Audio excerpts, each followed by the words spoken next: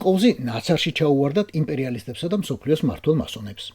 რუსეთი კი მოკვეთეს ყველა სპორტიდან ძიუდოსა და ჭიდაობის გარდა და ყველა ოლიმპიადიდან, მათ შორის ზამთრის ოლიმპიური თამაშებიდანაც აგერ ნახევარწლის შემდეგ.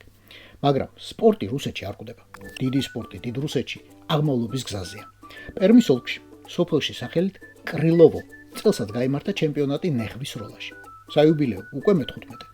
და ის, ვინც ვერ მიდის ევროპის მსოფლიო ჩემპიონატებსა და ოლიმპიადებზე სპორტის უფრო ტრადიციულ სახეობებს შეჯიბრისთვის, მიდის ამ კრილოვოში, სპორტის ახალ სახეობაში პირველობის მოსაპოვებლად. სხვაგვარად, ვერ აიხსნება მონაწილეთა რიცხვის ასეთი ზრდა წლიდან წლამდე. წელს ნეხვის როლის სტარტზე 250-მდე რუსი დადგა და ქალები ცოტა მეტიც იყო. არაა გასაკვირი, მათი კაცები წღრენში უკრაინაში ბანაობენ.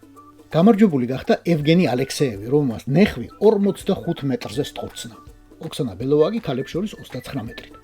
გამარჯვებულს გადაეცა დიდი ქვავი უზბეკური ფლავის მოსამზადებლად. მეორე და მესამე ადგილოსნებს შამფურები და მაყლები.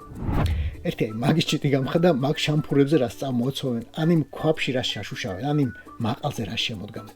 თუ შეჯიბრის ორგანიზატორმა ირინა ჩუგაევამ აკრედიტებულ ჟურნალისტებთან აღნიშნა, რომ ყველაფერი არაჩვეულებრივად ჩატარდა და მონაწილეებს, ციტატა, სახლშიც კი სურდათ ამ სპორტული ინვენტარის წაღება. ამ დროს ბიჭო უფასო თუღა ზღრენი მიაქვს სპორტული შეჯიბრიდან და ჩვენ იმას ვდარდობთ უნიტას იპარავს. ხო, დამოვიწყდა მეთქვა. შეჯიბრის ადგილდელი რეკორდი წელსაც მყარად დარჩა. ადრე ნეხვი ვიღაცა 64 მეტრზე უსვრია. ქარი იყო და წელს ხელი შეგვიშალაო გამოსtildeმა სპორტსმენებმა. და როგორც დიდი რუსი პოეტი იტყოდა. და были люди в наше время, не то что нынешнее племя, богатыри, не вы. ეს იყო ვაშა გადაცემა. თენგის გოგუტიშვილთან ერთად. მოგვიწონეთ, გამოგვიწერეთ, მხარი დაგვიჭერეთ. YouTube-ზე, Facebook-ზე, Instagram-ზე და TikTok-ზე.